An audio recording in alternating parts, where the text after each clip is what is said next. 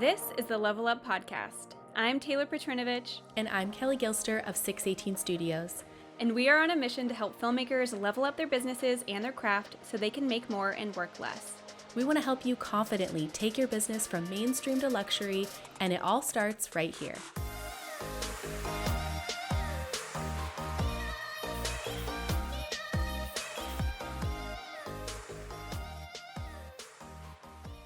Hey friends, and welcome back to the podcast. My name is Taylor, and I am joined by my co-host, Kelley. Hello, everyone. And we are honestly just really excited to talk all about our number one favorite, most important app when it comes to marketing our businesses on social media, and that is the beloved but also sometimes hated Instagram. Kelley, what are your thoughts on Instagram?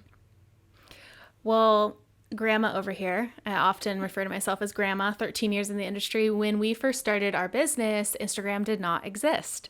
So it has been quite the journey adopting this new form, this app that has become so much more than an app, which is what we'll be talking about today in this episode. And because Facebook was like really it. If you'll look, like we actually have like for a Facebook page, like we actually have like a decent following, but that's because we created it and leveraged it before the age of Instagram. No one was over there. Everyone was on Facebook. So I want to say maybe we have like 1,600 Facebook followers on our 618 account. Yeah. And that was great for the time that it served us. But now, you know, it's important to show up where your community is, where your potential clients could be, and where your new relationships could be. So we're really excited to talk about it. I do struggle a little bit with Instagram and keeping up with it. We have a lot going on, you know, with the family and the kids and all these things, and I know that I should be better myself, but when I am on my game, I feel like it has helped so much, and we are excited to talk about just some of the best practices and some common mistakes that we see those in the wedding industry making when they approach their Instagram. So Taylor, what about you? How do you feel about Instagram? You're pretty good at it. Well, thank you. I don't feel that way sometimes, but I'm kind of like you. I kind of go in like all in situations, or like I'm not logging in for like a week. And it just depends on like the season and things like that. And I'm gonna be totally honest, like I think that's okay, because as like wedding industry creatives, we're not influencers. So if you like Google like how to grow your Instagram or best Instagram tips, like all of these blogs put so much emphasis on like consistency, like posting 5 times a week, blah blah blah, and all these things, and that's great, and that serves like some people, but for the most part, like us as wedding creatives, like that's not our primary goal. Like we don't need to get to 100,000 followers. That does not necessarily equal dollars in our bank accounts. Like working in the wedding industry, sure, it's a great vanity metric and might get you some like eyeballs on your page, which is always great, but that shouldn't be the primary focus or primary goal. So to me, I feel like we need to use Instagram in a completely different way than it's talked about like on those like viral TikToks or blogs like later.com, things like that. So it takes a different approach. And I feel like the number one thing that people need to realize is that Instagram is like several things for us. Number one, it is like a key place to build relationships. And it's an extension of our portfolio and an extension of our brand. This is like one of the main places where potential clients or wedding planners will probably be searching for us. And so it's really important to like leverage that to the full extent that Instagram has to offer. And we actually see a lot of mistakes that filmmakers, photographers, planners, you name it. If you're a wedding creative, we see these mistakes being made all the time. So we're going to kind of dig into those because we want to make sure that none of our listeners are making those mistakes. Absolutely. Yeah, when Instagram first came out, and I was actually, you and I were talking about this, I was kind of a slow adopter to us. I think I'm a slow adopter in general with lots of different things. I take some time to ponder. I'm not like quick to jump into any new trend or anything like that, just my personality.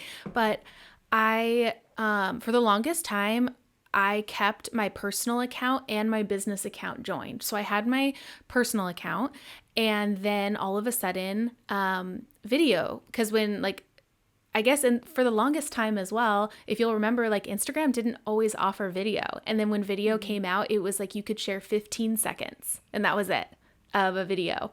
And so I would kind of do that and play around with some quick 15 seconds. And I would just post it on my personal account, just kind of being like, here's my personal life, but here's an extension of my life in work form. And honestly, at that time, it served my business okay because Facebook was still such a huge part of our marketing tool.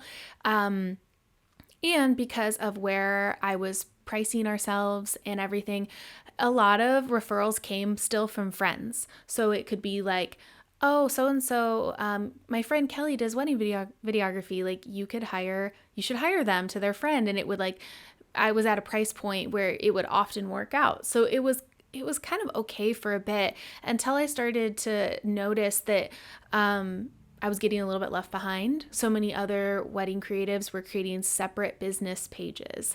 And then when it came to like tagging people, they were like tagging my personal, and it was honestly just kind of weird. And we kind of have gone through right now, we're in the midst of our mastermind, our very first mastermind with all of our founding members, which has been absolutely incredible. And we have been guiding them to really separating out their two Instagrams, their two worlds, right? We have our professional life and we have our personal life. And I think one of the things that we talk about is people can get a little bit too personal on their business Instagrams. So maybe they don't have a personal Instagram. They maybe adopted Instagram as being a method for their business. And now it's sort of opposite, where I had my personal and then I brought in my business. And I think other people too, we see the mistake of they have their business account, but they mix it in with their personal things. And I think an extent of that is okay. We actually talk about this in our course, Luxury Filmmaker Framework, how we have seen such success when there is a certain percentage that you share of your professional work. There's a certain percentage that you share of personal, and there's a certain percentage that you share of inspiration. And so a lot of our mastermind students are now separating and creating personal accounts because they have realized that is no longer serving the way that they want to leverage up into the market and reach the luxury market. Yeah. Also in the course, we talk about basically tactical ways to figure out what you should be sharing in terms of personal life. And we talk all about that. It's full of lessons about it. But so here's a mistake that we see making, just to put it in black and white. Oversharing things that are completely irrelevant and may actually be a semi turnoff to clients and fellow creatives who you may be wanting to gain referrals from or just have a positive reputation within your local market. And so I almost feel like this is a controversial topic because in Facebook groups, we see this conversation be brought up from time to time. And there's one comment that somebody said that really stuck with me. And they said, I feel like curating what I'm sharing is inauthentic. And so we want to just kind of address that. The point of Instagram is not, well, for your business at least, is for your business. It's a marketing and a branding tool. It's not meant to share your daily antics in your life. And that may, again, ruffle some feathers, but it's true. Everything that you post is either going to help you or it's going to hurt you, and being really mindful of what you're posting so that it can be a positive thing that you're putting out on the internet is really, really important. So that's not to say that you can't share anything about your personal life at all. It's just being kind of mindful about what you're choosing to share and how much you're sharing. Exactly. Whenever I am sharing things personally, I just took a trip to Montana, for example, right? I don't really share much of my family on, I share that certain percentage of my personal life on there. But this trip to Montana is something where I would love to go and shoot more weddings in Montana. So this personal family trip that I was taking, I wanted to share tons and tons of that because I want to be seen amongst other planners, creatives, those creative partners, that Montana is a place that we love and enjoy. And I want those people to think hey, I have a wedding in Montana. Who would be a great fit? Oh, Kelley and Paul, they go to Montana every single summer. They love Montana. I want to be able to showcase that on my Instagram so that I'm aligning myself to go after that ideal client. So, I'm not going to be sharing my mundane trips to Costco, my Costco haul, things like that. Sure, like maybe my personal followers might care about that. Maybe not, but then also maybe we're taking a Sunday afternoon and we're renting a Duffy and we're driving around the Newport Harbor with our family. That would be something that I would want to share. Like it's my life, but it's an elevated portion of my life, and it's still authentic because it's what I'm doing, but I'm just being more strategic about what I'm sharing so that it aligns with my business and my goals and all those things. So we would just really highly recommend those listening to take a step back and look from an outside perspective of who your client is and what you envision them enjoying and honestly resonating with them. Yeah.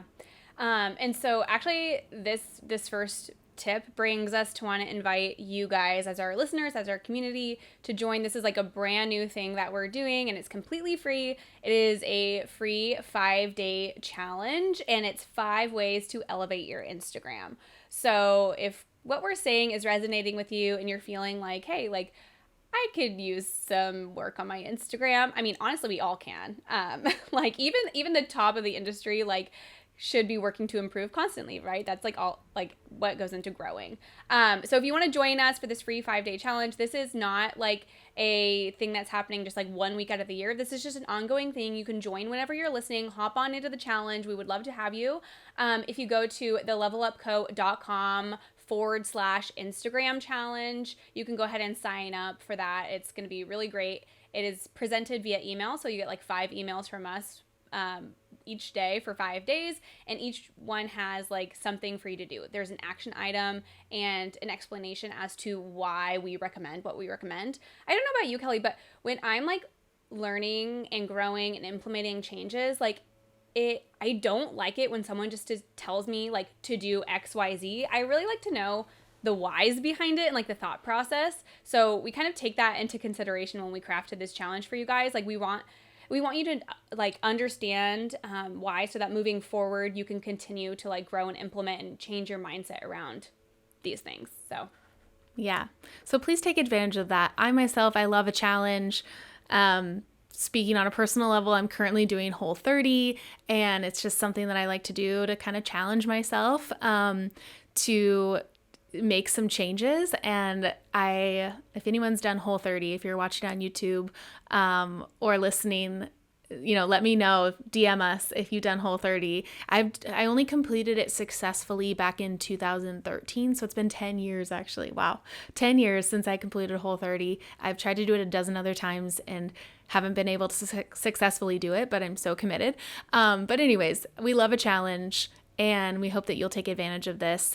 We loved creating this free resource for you. And again, always the heart behind it is just to see big changes and growth and great things for your business. So just get that Instagram in shape for 2024, as booking season is honestly just around the corner. There's going to be lots of eyes on your Instagram, and you want to be sure that your Instagram is helping you and not hurting you when you're amongst that busy season. So Taylor, what is our second tip or things and mistakes that we see those making on Instagram? All right, this is a big one. If you take nothing else away from this podcast episode, please let it be this. Not viewing your Instagram presence as almost an extension of your portfolio. So it matters just as much as what you're choosing to show in your portfolio on your website. Yes. I mean, it might even be in this currently, your Instagram might even be a bigger deal than your portfolio page on your website. Honestly, honestly, there's a lot of new filmmakers when you're new in your business. They rely just on Instagram. That is like their website, which is not something we recommend. We highly recommend everyone have a website, but they use that solely as their portfolio. And if you think about what you are curating to put on your portfolio page, it should be highly, highly, looked after. You want to be sure that you're putting out your best work, and Instagram should absolutely be the same way. You should really only be putting on Instagram what you would also be, proudly putting on your portfolio page. Yeah. So I actually had Amanda Slater come speak. She's a wedding planner, Slater Events, in a previous educational offering that I had that's no longer active. But we do share her talk as kind of a bonus when it comes to releasing our luxury filmmaker mastermind. So if you want to hop in that, you'll get to see this 1 hour talk. But she actually said this line that really stuck with me. And it was, if your ideal client landed on your Instagram, would they hire you? Like, that is the question she posed. And that's like, should be like a guiding, almost like mantra of a question to be asking ourselves. Like, if your ideal client landed on your Instagram today, are they going to click off because they're like, no? Or are they going to be like, yes, this person is for me? And the work you're choosing to share is a huge part of what goes into that, and being mindful. In that talk, she also discussed only sharing like your top like 20 to 30% of your work. So like, not everything you create should go on Instagram. It's really just the best of the best. Right. So smart. I actually have spoken with Amanda too, and she had so many great actionable tips for our Instagram. It's so nice to have an extra set of eyes on your Instagram. And one of our favorite things, Taylor and I do one-on-one coaching calls. We've had quite a bit this month, and it's been a lot of fun. And it always includes, those filmmakers or photographers. They want us to look at their Instagram and tell them, from a fresh set of eyes, from an outside perspective that doesn't have any emotional or personal connection with those clients. Because I think sometimes we want to share it because, oh, I love that client, or, oh man, like I loved just this wedding day, or I loved this speech and I want to share it. But maybe it doesn't necessarily showcase your best work, or maybe, that's just something to consider. And so it's been a lot of fun to meet one-on-one with these filmmakers and photographers and just help guide them. Because one of the biggest things too is that like your Instagram should be in alignment with, the journey that a client is going on. So let's say they first find you on Instagram. So where are they going to go from there? They're most likely going to direct over to your website. And it's really important that where their first experience is on the website or on the Instagram, that they experience that on your website too. So it's all in alignment. We say all the time that luxury is consistency. And so just being consistent on all fronts. Maybe you just got a brand new website, but your Instagram's lacking. Like, we really want to be sure that like they're on an equal playing field.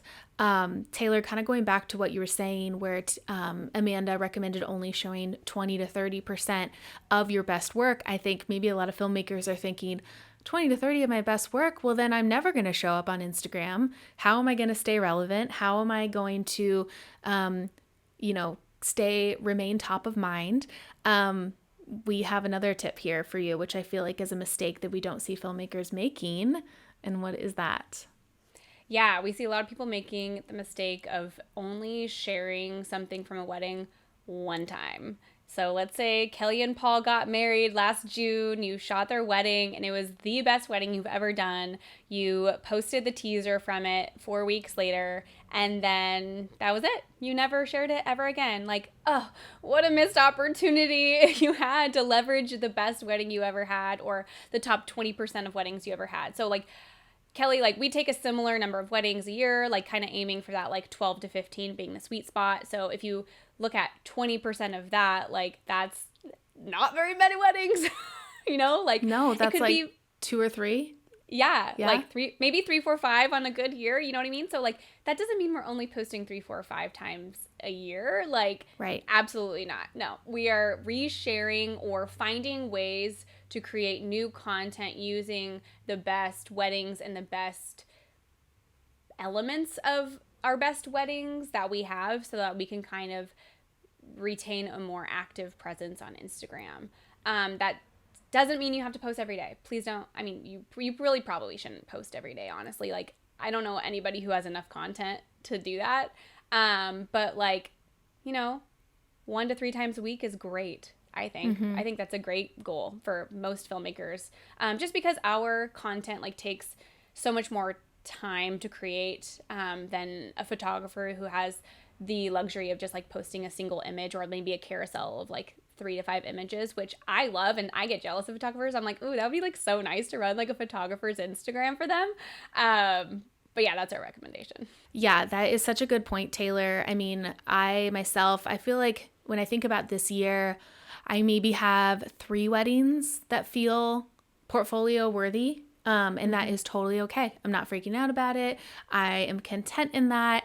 And so for those listening, don't feel like you have to share every single wedding that you're shooting, because it honestly might kind of confuse your brand messaging and, detract your ideal client, because you're sharing such a wide array of maybe budgets or styles or like all that stuff. So this brings us to our luxury insider tip of the day, brought to you by Wedding Post House.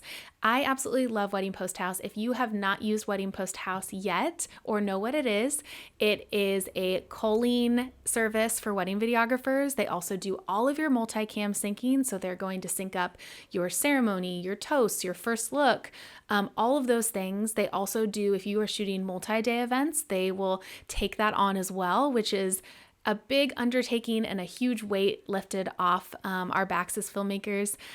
Usually around this time of year is when that backlog starts to feel very heavy. We're entering the fall. You might have a busy fall. I know we do. And so Wedding Post House is just such a great opportunity to get a hold of that backlog, lift some of that burden of those things that are just tedious tasks, and then you still get to regain all of that creative control in your edit. So you get it back and everything is all on, organized timelines for you, and they have also culled all the best of within your clips. It's honestly incredible. I have loved utilizing it in my own workflow, and we have a code for all of our listeners. If you want to send in your project, you can use Level Up 10 and receive 10% off of the service with Wedding Post House. Yeah, and that's all lowercase too. So it is case sensitive. Brady made a point in telling us that. So yes, lowercase, Level Up 10. And so I didn't say my tip. Okay. And so my luxury insider tip would be just what we were talking about recently: recycle, recycle, recycle. The Instagram algorithm is not always our friend, and it's constantly changing, and it's kind of impossible to always pinpoint exactly where it's headed. And so with you just sharing maybe that dream wedding just once, you maybe only maybe 20 to 30% of your audience might see it. So it is totally okay to, continue to spam out that content of that dream wedding so that you are attracting more of that dream wedding in 2024 and beyond. Yeah, that's a great tip and something that we definitely recommend to everyone listening. Don't sleep on your best content. Let it live online as much as you can get it to be there. Absolutely. Yes. And then we just have one more thing that we see filmmakers, photographers, every kind of creative making. And that is not utilizing Instagram for the relationship builder that it is. Of course, it began as a social media platform, social being relationships, right? And then it kind of took this turn in like 2017, 2018, when everyone became like honestly really obsessed with like the perfect aesthetic, like having the most beautiful grid, the most beautiful flat lay, like the most beautiful and curated grid. became the number one priority. And I feel like that's kind of a mindset that a lot of people got stuck in, is they would like log on, maybe scan stories for like 10 minutes, and then post, and then that's it. And so we definitely recommend utilizing it to connect with other people in the industry. And Kelley, what's your thought process behind that? Yeah, I've heard now that it's all in the DM game, right? Mm-hmm. So, although maybe we're not posting tons and tons of reels and it doesn't look like we're spending all that much time on our Instagram account, there's some inner workings happening there. There's a lot of DM relationship building there. I'm always, he's trying to stay top of mind by DMing with all of my favorite planners and, really letting them know that I have appreciated a design that they've been working on a wedding, or if I know that one of our past clients, like her sister just got engaged, like, that I'm in the DMs saying like, congratulations to your sister. Like, that's so amazing. And just constantly like building on those relationships, with maybe past clients that I had a closer relationship with. Maybe they're a legacy family of ours that we've done multiple siblings weddings. It never hurts to just remain top of mind. That's the biggest thing. I think that us as filmmakers forget that planners and clients aren't just always sitting around thinking about us, and if someone isn't getting into the DMs of a planner, or you never know, honestly, where those referrals come from. It could be even a hair and makeup artist that is doing a trial with the client. Maybe you were recently talking with them over DMs and they have a trial tomorrow, and the bride said, oh man, the last thing I need to book is a videographer. Oh, you know what? I was just chatting with Taylor last night. Oh my gosh, you should check out Taylor Petrinovich. She does beautiful work. She's such a fun, amazing presence on the wedding day. Here's her Instagram. Go give her a follow. And like, there you go. So, when it comes to the relationships, I know that we talk about, planners being a huge the key to the, your luxury clients, but it's not always just that. It's, it's your florist, it's your hair and makeup team, it's the photographers. Photographers are a big one. And other videographers. I feel like a lot of people sleep Yes. on having a relationship with other videographers. Yes. They're not your competition, folks. They can be your biggest asset when it comes to referrals. Absolutely. And if we have like a really good one, I am always trying to send out referrals to filmmakers that are just doing amazing weddings, because I hope that, maybe it'll be reciprocated down the road. It's the long game, guys. Like, I think sometimes we think about, oh, let's get viral real quick on Instagram or on TikTok or whatever. And I think that that's a very short game mentality. The long game of using Instagram as a true relationship builder is what is really going to eventually just stack and stack to where you'll see that exponential growth in your business. So we just wanted to encourage you guys in that, say you go hard on those relationships and you're in the DMs for a week and you're like, I'm not seeing any changes. It's the long game, stay consistent with that, and it'll come. Yeah, it'll come. Just be patient and consistent. So again, we would love to have you hop into this free 5-day challenge. These 5 days are actually filled with tips and information that was not talked about on this podcast. So it's not just like a repackaging of what we just talked about. It's actually like completely different stuff. So if you want to see a little bit more of the inner workings of what we recommend for Instagram, hop into the challenge, thelevelupco.com/Instagram challenge. And it will also be linked in the description box below if you're watching on YouTube, or in the show notes if you're listening to this as a podcast. But yeah, we just really hope that everyone can elevate their Instagrams so that moving into 2024 and beyond, like Kelley's already said today, it can really be utilized as an amazing marketing tool to get you more of those dream clients that we all want to be booking. Yep, that's what we all want. So we hope that you guys are just having an amazing wedding season also. And we're kind of getting towards, this year has just flown by. Like, it's insane that before we know it, we're going to be into October. And, here in California where Taylor and I are, that's kind of where the season starts to kind of slow generally.